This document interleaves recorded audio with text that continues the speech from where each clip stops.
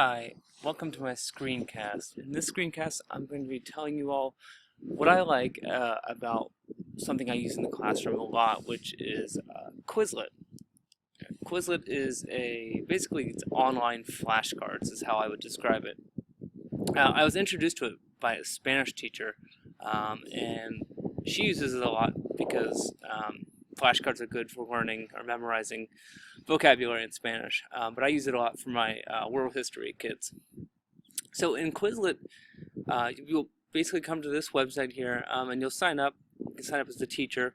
They have free options and pay options, like most sites, and you are going to you can create a set right here, and that's how you'll first get started after you sign up. And you create a new set. You set a title for it, and you can call it whatever. But I'll show you one that I've actually already done, which is for the Cold War, and it's going to be right here.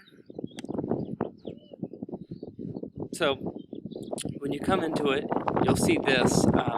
This is my own set. I've done a few of them here.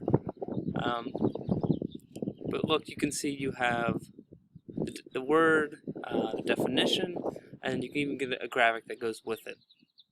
You can also do a voice recording option, which is good for English language learners, especially who may have a hard time reading some of the definitions or some of the words, like subversion here. And another good tool actually for English language learners is a speller. So when they try to type, say they're reading this and they want to type in McCarthyism, it'll correct it and show them what's wrong, highlight what's wrong with them. So let's go back to making a new one. So you come in here, you set the title, and say I want to call this title World War II vocab. So I'm going to come down here into this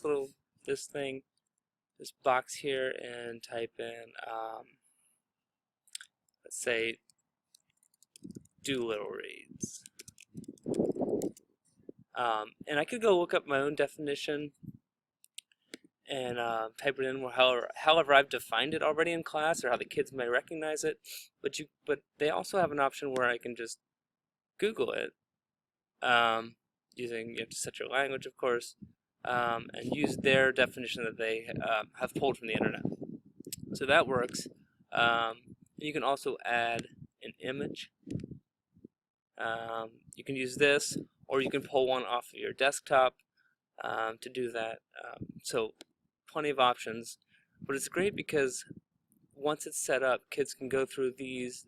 It'll give you the Doolittle raids, and then it'll give you the definition, and then a picture, and then even a possible audio recording.